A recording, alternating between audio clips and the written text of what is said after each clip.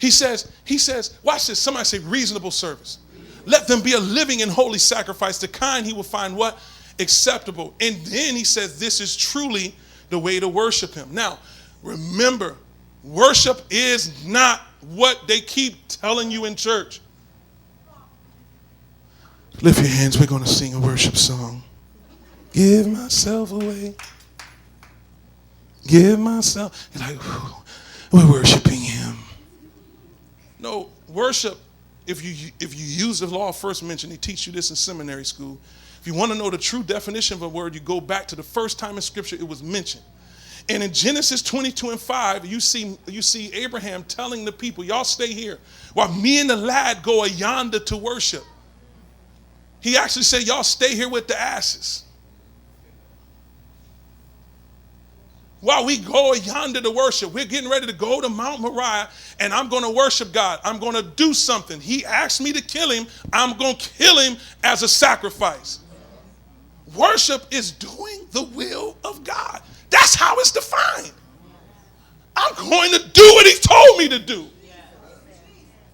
Okay, you don't believe it? It's cleared up in the New Testament in St. John chapter 9 and 31. It says God cannot hear sinners, but only those who worship him and do his will. And I got news for you. You don't have to be a sinner because you know, well, I didn't sleep with nobody, so I ain't a sinner. If you disobey God, you are sinning. And that's why some of us, he can't hear our prayers. Yeah, we came to church, we ran, we jumped, and we shout, but we don't never do what he say.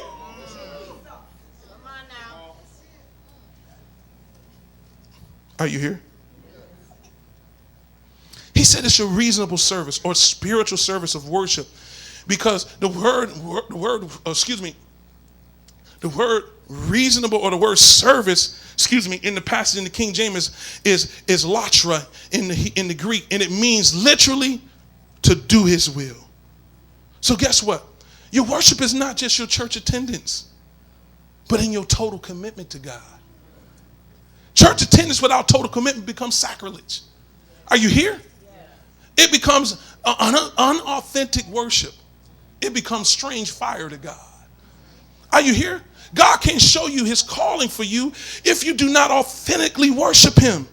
If you are not authentically worshiping him and totally committed to him. So the main question you must ask yourself, and am I really seeking God's calling? Do all of me belong to all of him?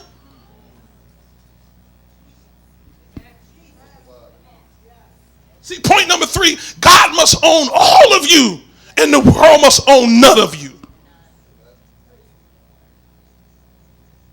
Next verse says, be not conformed to this world. The Greek meaning translate to simply this. It translates to how a potter would shape or fashion a lump of clay. Be not conformed. When the potter shapes it, he shapes that clay to come out looking like he intended. He sees it in his mind and he invents it. He's saying, somebody say, he's saying to me, I don't know about you. Don't let the world be a potter over your life. Don't let the world shape and mold you for its purpose. That's what he's saying. Don't let them shape you and mold you to what they want you to be. So don't get it twisted. You must live in this world. When you hear people say not of this world, it's saying don't allow the world to squeeze and mold you into its value system, where its goals become your goals, its dreams become your dreams. And because it sounds like a good thing, you say it's God.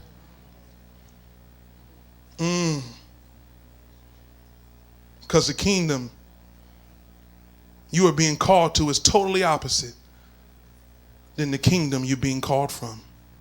Are you here?